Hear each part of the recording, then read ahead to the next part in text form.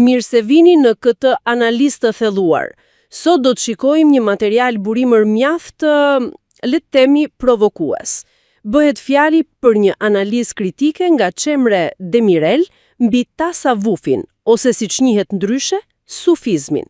Dhe argumenti kryesor që do të eksplorojmë është se kjo analizë e sheh tasavvufin si një sistem besimi të ndryshëm nga ai që burimi e quan Islami kuranor.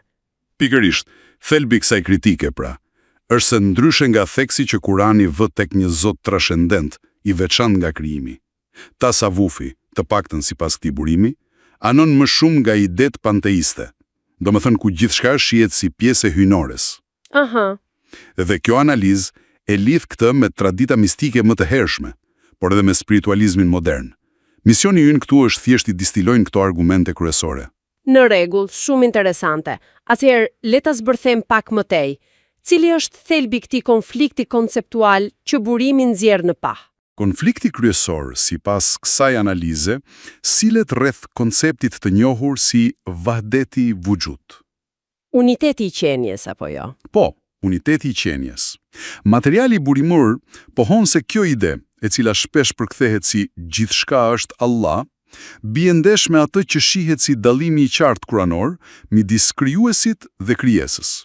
Kuptoj. Dhe nga ky këndvështrim, edhe figura shumë të nderuara si Rumi, pra Mevlana, apo Ibn Arabi, interpretohen si shprehës të pikpamjeve më afër një spiritualiteti, le të themi, panteist sesa Islami tradicional.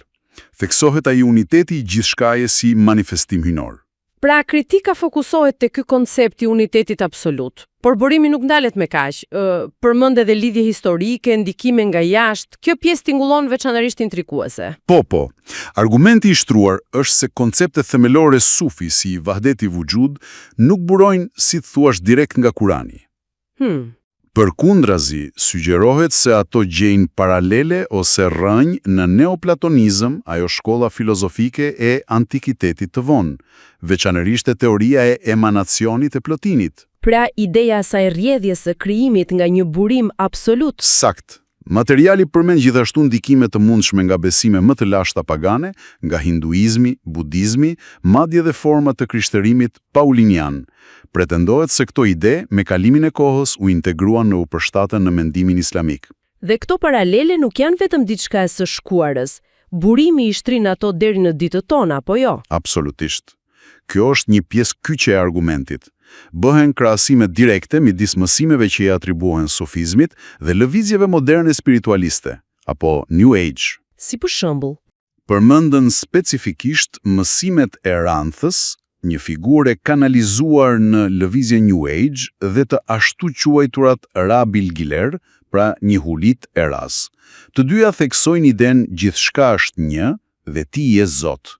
Ide klasike e New Age në fakt. Po, gjithashtu përmendet artisti vizionar Alex Gray dhe grupe si Luce Strast, një organizat me mjaft ndikim në qargjet ezoterike themeluar nga Alice Bailey, shihen si shembuj të promovimit të këtyre ideve panteiste.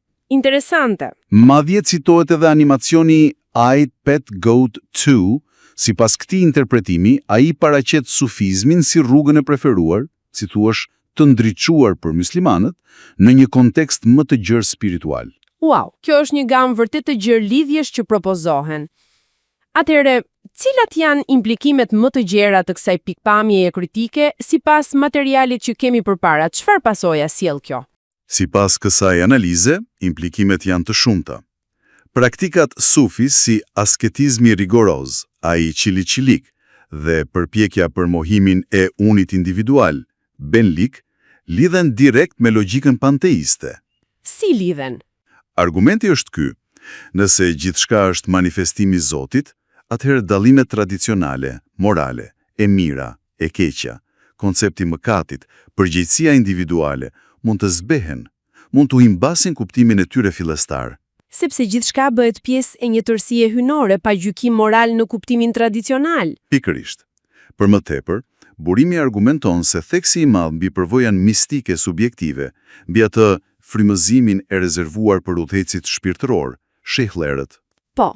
Historikisht mund të ketë kontribuar në një rënje, le të themi, relative të theksit mbi racionalizmin dhe hetimin shkencor të bazuar në arsye brenda botës islame në periudhat caktuara. Prioriteti, sipas këtij këndvështrimi, u zhvendos nga studimi racional tek kërkimi i njohurisë së brendshme.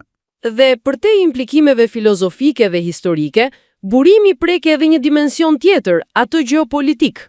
Po, preket shkurtimisht edhe kjo, diskutohet se si entitete perëndimore citohen shembuj si raportet e korporatës Rand, Ai Instituti Kërkimor Amerikan, po, apo edhe vëzhgimet e Alexis de Tocqueville në Algjerinë koloniale të shekullit 19, kanë identifikuar ose ndoshta edhe promovuar sufizmin si një formë të moderuar të islamit, më spirituale, më pak dogmatike. Dhe cili është interpretimi i burimit për këtë? Pse do ta bënin?